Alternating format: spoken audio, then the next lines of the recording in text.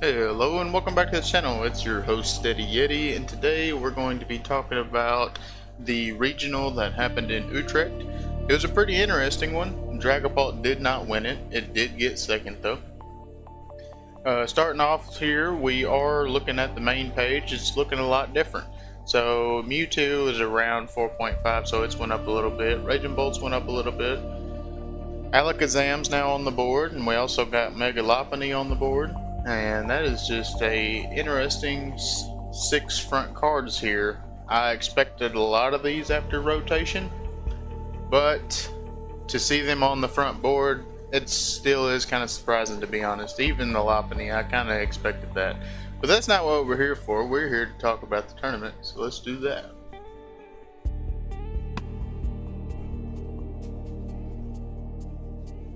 Alright. Sorry for that pause, my screen went blank for just a second, I don't know what happened. But anyways, so this is the first place list of the Lopunny to Dunsparce. I really like this deck. Whenever I was watching the match and I seen him put the fire energy down into the Moltres, I was like, oh my gosh, that's awesome. Like, to play Moltres in this. I love tech cards, toolboxy style cards, so seeing a Moltres in this deck that doesn't necessarily need it, but it has it just to have it, I think is really cool. Because, you know, all the attacks are colorless, so you could use the fire for any of them. So having the Moltres to give you that extra advantage against the grass decks that are growing is pretty cool. The Abra's cool. It's the one that lets you shuffle back in. I think I'm missing something, but I never really see why that's important. Unless it's maybe to like attach enriching and shuffle it back in. It's kind of like a secondary to Dunsparce-ish. But I do like about this list that the energy are very simple. It's 4 mist, 3 fire, 1 enriching. It's not trying to play spikies or any of the others. That seems pretty cool. And the 3 air balloon is pretty interesting. But other than that, Zapdos TCG got top 4 with Honchkrow, and I already checked it out. It's a pretty standard list. You know, 4 of all the supporters. You got the Roto Stick, the Miracle Headset, Night Stretchers, Transceivers. It's pretty much stock. They can make this a pre-con at this point and put this exact 60 cards in it. Or actually, they would change like 5 cards and the deck wouldn't work at all. But yeah, anyways. Yeah, some lists you see only play 3 Archer or only play 3 Petrol, and they have like a 1-of tech card. I think this is a lot better. The 2-1 Porygon is all you need because it's just a backup attacker. You really want to focus on the Honchkrow. I like the Miracle Headset as the A-Spec. I've seen some people trying different lists, but they haven't done as good as Zapdos because obviously it's the one you need. And other than that, yeah, I mean, it's a pretty solid deck, pretty solid list. I do like the 2 Articunos. I've seen some lists not playing 2 Articunos, changing one out for a Mimikyu, which I don't necessarily disrespect, especially with the amount of Pult in the format right now, but I still don't think it's as good as the secondary Articuno with the type of deck it is. We got 3 Pults in a row here, and then a Pultnor that got 7th place. That does excite me. Out of all the lists, I like Pultnor the most, so if there's one I want to do well, it would be that one. Then we have an Ogerpon box finishing up the top 8. Pretty standard list. It's got the Lilies, Clefairies, and the Iron Leaves, Passimian, Moltres, Chinpow. This deck, like, this is actually more of a slot box than it is an Ogerpon box, but this deck, I guess it's all just slop. Like, the ones that are heavy on the Ogerpons, I try to call them Ogerpon box, but they're still sloppy. And then this is a heavy Meowth, heavy Kang type situation. This is pretty much Raging Boltless Raging Bolt. Like, I don't know why you'd want to do that to yourself. Like, it's the same deck, but you don't have like an insanely heavy hitter. And I mean, the cards are almost the same. Swap in a few energy retrievals and owls, and you got the same list. But whatever. Then we got a few Dragapults. Exciting thing to see here. Mr. Mani got 11th place with Zoroark. This deck has been good in the meta, but it hasn't been seeing super high numbers, but getting 11th here is awesome. I do like this list a lot with the 4-4 Zoroark, the 2 Pekka Runt. You're just trying to get in there. You're not worried about what your opponent's got going on. I personally want to see a Reshiram in here somewhere. I don't know. I looked over it. I don't know what I would trim for it. I just think Reshiram's good if you get yourself in a situation where you need a big number and your Zoroark took a hit the turn before and you've already attacked with your Rampaging Thunder. Now hopefully you have 2 Zoroarks set up so you can switch them out and that's not a problem. But just in case, you know, I always like to have the just in case. It might be a card that's discarded to Ultra Ball every time, but I always prefer to have the just in case in the deck, personally. But everything else is pretty standard, pretty straightforward. And I'd say overall this is a pretty solid list, and I think we're going to be seeing a lot more cores and shells that look a lot like this. Lumiose City is kind of questionable, but I can understand it in this deck. And I do like the Tool Scrapper. I think that's a pretty cool include. See what else we got here. The Alakazam that got 12th. Pretty straightforward. Playing the Dedenne, which is, this is a really cool card. You put a training card from your discard pile into your hand. It really helps you. It can either help you stall with the tools, or it can help you with the Enhance Hammer to stall your opponent, or you get like a Dawn or a Hilda or something like that to keep going. So, pretty cool card. Alright, let's see. The first Garchomp list is in 13th. And this is a pretty standard Garchomp list. I like these lists. They're super straightforward, super simple.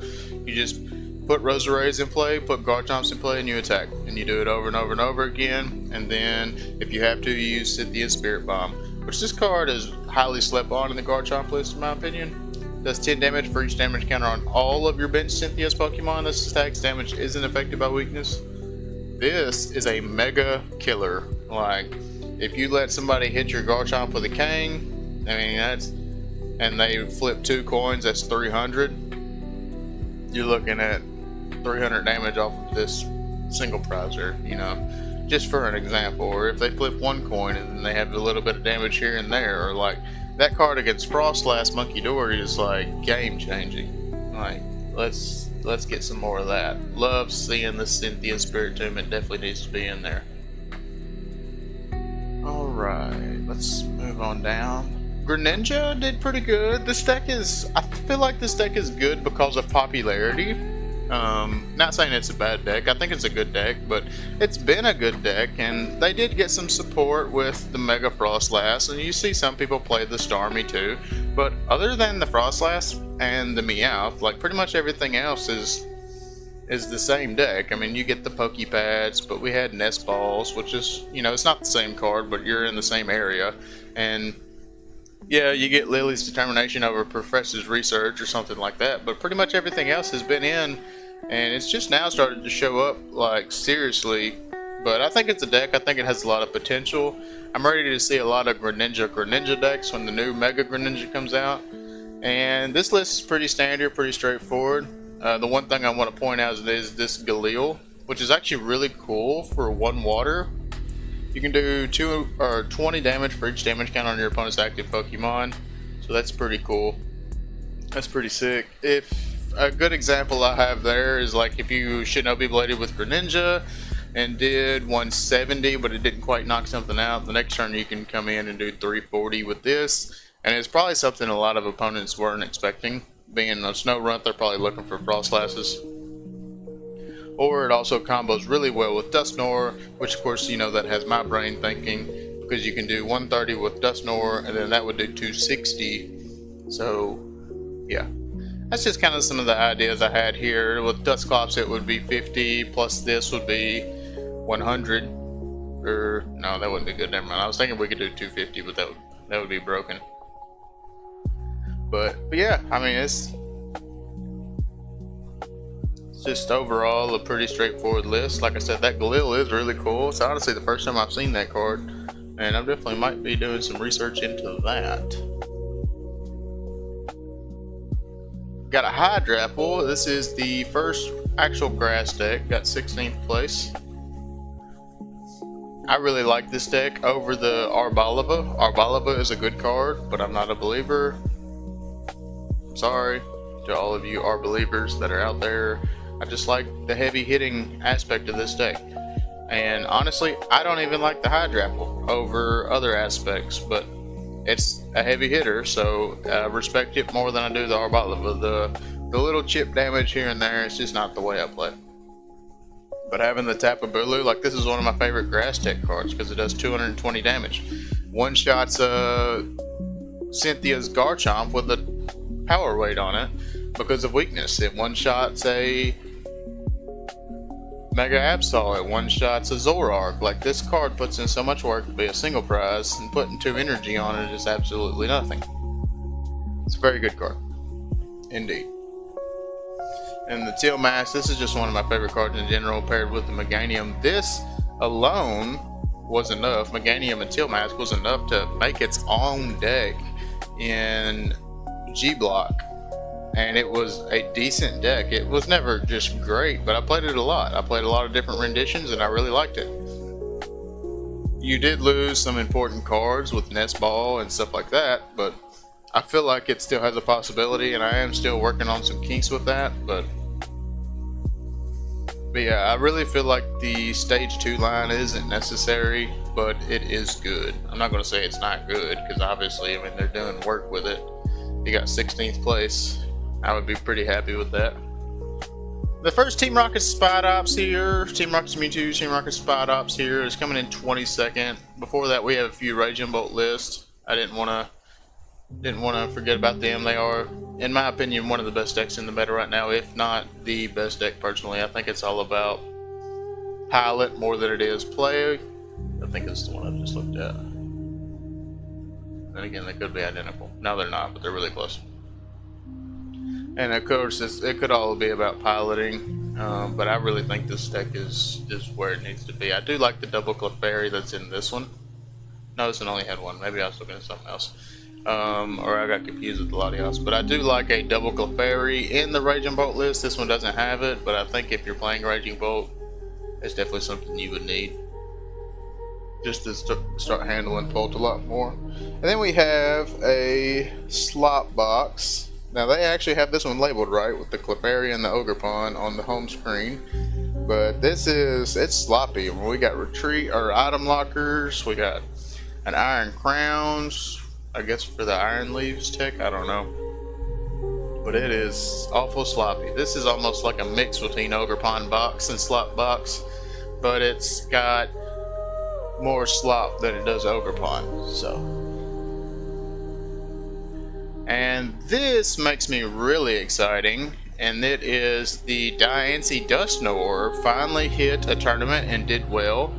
The first thing I see when I see this that's kind of upsetting is this is almost identical to the list I've been playing and getting absolutely rolled on. So I guess I need to go back to the drawing boards on learning how to play Pokemon so I can be good with this deck. I really enjoy this deck. I think this deck's very good. I had Secret Box as my ace spec. I had the Lilies and the boss count. I think my judge was at a 3 and not 4, but for the most part, the deck was identical. I am going to try this list again and see if I can get somewhere with this, because I do really like this deck and I would love to play it at tournaments and do well with it, but it's hard to do that when it just feels like it bricks all the time. And maybe this guy has just got that dog in him and he just plays through all the bricks, but I hated it. I couldn't do it. And we have a first deck here with a Starmie in it. It's a 2/2 Starmie. It's Starmie Frostlast. This is an interesting rendition of Starmie decks. I think the Starmie Dusknoir is a little better, personally. Starmie with the Dusknoir is pretty much a heavy hitter. You don't necessarily have to have the Frostlast. I don't hate the Frostlast Monkey Dory line, especially with the Dunsparce draw engine. Like this right here is a pretty cool shell, and having the Starmie in there is like a backup. I understand that. Let's see if we get anything cool here. First Festival League is by Caroline Fierno, and looks pretty straightforward. They are using the Rabska, but that's an obvious. And then Yasmin Kiss got 38th with Typhlosion. They are on the Dracloak line. I don't hate that. You know, I've made a video on the channel not playing it. I don't think it's necessary if you are just trying to do what I do for saying, just ladder climb and ladder chase. But if it's where you're wanting to possibly have to play grindy games and get into tops and finals and all that, then I can see where the Dracula line could be a little more important. Let's see, what else do we got here? We got anything cool? First Lucario showing up here at 56. And this is a Lucario to Dunsparce, so that's interesting. Not going to say I hate that at all. I actually quite respect it. The legacy energy for the Lucario is pretty solid. I would assume that's what it's for. And it's big good on a Dunsparce too, though. And I really like this ability. This is the first time seeing this card. Journey Together, right around Journey Together, just kind of when I took a break for a few months. And the Tenacious Tail, like if I was playing heavy then I definitely would have done something with this. Being a stage 1, where you're also playing a deck that has a card that says, hey, draw 3 cards, because you're obviously going to play this beside the single prize. And then have this that does 60 per EX, like almost every player plays 3 or 4 EXs, even in their single prize decks. So this card definitely has, I feel like personally, a lot more value than it's given, especially with the Destructive Drill, which is a shred attack for 150. That's a pretty big shred attack. Takes care of a lot of things. It ain't quite as big as Starmie's, but it's pretty big. But yeah, this list is pretty cool. I do like that. I do like the Dunsparce EX, like I said. We have another Team Rocket's Honchkrow at 58th place. Is this Lucario playing the Dunsparce? It's playing the baby Dunsparce, but it doesn't have the EX. This list is pretty cool too. I really have a lot of respect for Hariyama. Couple Hydrapples. First Grimmsnarl, and this actually might be the first Grimmsnarl that has done well. Let's see if it's pretty stock or if they got some techs in there. Looks pretty stock. My buddy plays this deck and it looks pretty close to this, so I would say that's I've never really cared for the 4 monkey door. I understand how important it is, but that just seems kind of ugh to me personally. I would have a hard time playing Grimmsnarl in this meta with the amount of grass though. We have another Zoroark list here that came in 96th place. And he is playing the one Reshiram with the Tatsugiri, cutting one of the P.E.K.K.A runts. Okay, okay. I like that. I like that. He's got his Rosix in here and a Janine. So this is kind of old school, like pretty close to what the deck looked like before rotation. And they just kind of altered a few things. And what it really looks like is just added a few numbers to here and there. You know, they added more to the supporter line and all that. Because we don't really have any other new cards than Pokepad. So yeah. Alright. Let's see what else we got here. Oh yeah, Kang Boof. I was wanting to show this. This is pretty cool. So this is 111th place Kangaskhan Bouffalant deck, and it's not something you've seen since post rotation really, and I thought it was really cool to see that it made top 132 or whatever it is they say. And yeah, I mean, it's got the Joltik line, I assume, for like an energy setup on the Kangaskhan's, and then it's got the Galvantula EX and the regular Galvantula for tech cards, probably because this is a grass Pokemon, and it actually is pretty cracked. Attacks used by this Pokemon do 50 more damage to your opponent's active Pokemon that have an ability, so you're already doing 100 before weakness to anything with a grass weakness. To a lot of things in the format, and then it says if this Pokemon has a lightning energy attached, this attack does 80 more damage. So anything with a grass weakness, you're doing 360. That also has an ability. Anything without a weakness, or excuse me, anything without an ability, so specifically Absol, you would be doing 80, and it would be 130 times 2 is 260 on a single prize. That's pretty good. The Galvantula EX, it says if your opponent's active Pokemon is a Pokemon EX or V, it does 110 more damage. This card is pretty cool against Starmie, I would assume. Just one shot of Starmie. I don't know why else you would use this guy. I mean, 220 isn't bad. It also one shots all the Ogrepons, but and it also, now that I'm looking at it, it can take care of a Cornerstone Ogrepon where the rest of your deck has abilities, so there's that too. So takes care of Cornerstone, takes care of all the other Ogre Pawns, could one-shot a Stormy. Eventually EX might be a playable card in this new rotation. Is that all we got today? Got a Crustle list here. Let's see. Do we got anything that stands out? Ooh, we got a Terra box. You know, I'm going to check out the Terra box. Oh, okay, this is all over the place. Alright, so we got the Noctows, the Clefairy, the Teal Mask, the Latios, the Terapagos, Fizz, Wellspring, Pikachu. Interesting. Moltres, Iron Leaf. This deck is all over the place. So basically you have the Noctows for your engine, and then you have a bunch of 1 and 2 really good cards, 2-ups of really good cards that you just want to play into whatever it needs to be played in.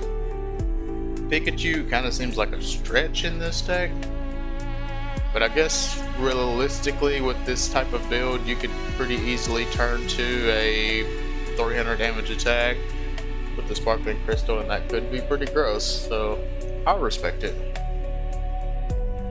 Let's see. We got a Slowking here. Pretty standard Slowking list. We do have a Haxorus. This Haxorus has a pretty cool attack. Axe Blast. If your opponent's active Pokemon is a basic, it is knocked out. It's almost like a secondary Annihilate in most cases, because pretty much all the megas that are played in the meta right now are basics, so you can trade your single prize Pokemon for a basic mega. Kangaskhan and Absol, which Absol's not really played anymore, but and even with the 2 prizers, you know, you still trade your single prize for a 2 prize. That's also good. Pretty straightforward list. Like I said, I'm going to be hammering this deck a lot. I've already told y'all this several times. Once the 70 HP Slowpoke comes out in Pitch Black, that means we'll be able to add Buddy Buddy Pop into the deck, and I think that would really change the game plan. Being able to play 4 Telepathic and 4 Buddy Buddy Pop and just seems really solid, and definitely going to be something I'm going to be looking into. And the Stage 1 Slowking, I actually probably need to make a video on that set. Just missed Chaos Rising, but Pitch Black I still got some time. And the Slowking though, they have a Stage 1 Slowking that's actually pretty cool. So we might look at Pitch Black so we can talk about those cards. But I really like that Slowking list. I think that has potential. Alright, everything else looks to be pretty repetitive here. We have a Hops Trevenant that hit 179. Pretty straightforward. One Obsession. Okay. And then I got excited. I seen the Okie Dokie top 189 with the day 2 here. Pretty cool list. I was actually thinking about making this exact same list. So my deck has the Monkey Dory and the Blood Moon Ursaluna EX, and it's, well, I say the exact same, it's a little different. I was considering cutting the Baby Blood Moon for a Genesect and the Monkey Dory for a Lily's Clefairy, and so it's ironic that this list is almost identical, but yeah, it is something I was thinking about doing. We might do that and see how it goes. I don't really know. I don't think I played two air balloons, so I would have to up it if I put the Genesect in there. Let's see what this Okie Dokie looks like. So yeah, it's got the monkeys in there. I think the monkeys are okay, but there's a lot of things right now that the monkeys don't really matter for in this deck specifically, because there's a lot of things that can just one-shot it. It also does help with doing more damage though, because you're only doing 170 unless you have a weakness. So I do like this, but I don't think the monkeys are necessary. I've never played the one in the list I have, maybe once or twice, and actually used it. Let's see, do we got anything else here? Oh, we have a Mega Sharpedo Toxtricity box. Take that back, it's just Mega Sharpedo, there's no box part. And this is pretty cool. So you could retreat the Sharpedo and do some Kangaskhan, draw in some cards, and then Pekka-Runt up the Sharpedo, and then put a Binding Moki on it to do more damage. Okay, like what we're doing here. I like what we're doing here. The Moltres is so ironic. I never thought this would be a tech card in literally everything, but now seeing it, like, that just makes me so happy.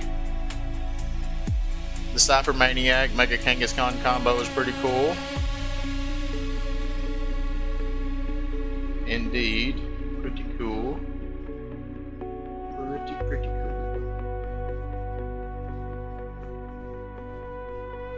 Got another Kang booth here, another Slow King, just barely scraping 300.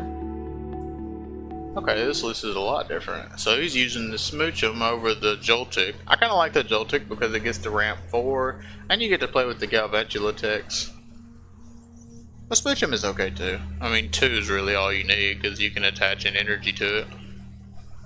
I got the Blood Moon in there and the Articuno. Articuno doesn't really seem necessary, but I understand its place, but I don't think it's needed. The decks have ways, because this is normally in here for Alakazam, because it's the only Team Rocket's Pokemon in the whole deck. And the decks have plenty of ways around it. A lot of them play Pheasantipity, so they can load up Pheasantipity, or a lot of them play the, oh, what's the name of that card? Fan Rotom, so they can attack it with the Fan Rotom, but it is what it is, I guess. People are putting it in there still, even though everybody's like, hey, it's so bad. This is a Mega Gardevoir? Wow. Didn't expect to see that. I guess the Azumarill is pretty cool with, like, ramping out energy and stuff, so that's not too bad. Another Okie Dokie. There's a Starmie Dusknoir, bringing in 326th place. Oh, it's got Frost Ice in here too, that's cool. I don't hate that, but I don't like it either. I'd rather just have the straight standard Starmie Dusknoir. This feels too cluttered for me. But I understand the process of it because that's a big heavy hitter. The deck doesn't have a heavy hitter, but I don't think it's needed. And that looks like it's about it for that. Starting to get some repetition here, some Raging Bolts and some Kangs. And that is all. Oh, here's another Starmie Dusknoir. Let's check it out real quick. Alright, yeah, there we go. That's what we need to see. Straight Starmie Dusknoir. Put Starmie in play, shoot with it, shoot with Dusknoir, and win the game. You don't believe me? Ask Tim Danklin. Anyway, so that'll be it for today's videos, guys. I appreciate it. If y'all like this comment, please don't forget to like and subscribe. Thank you.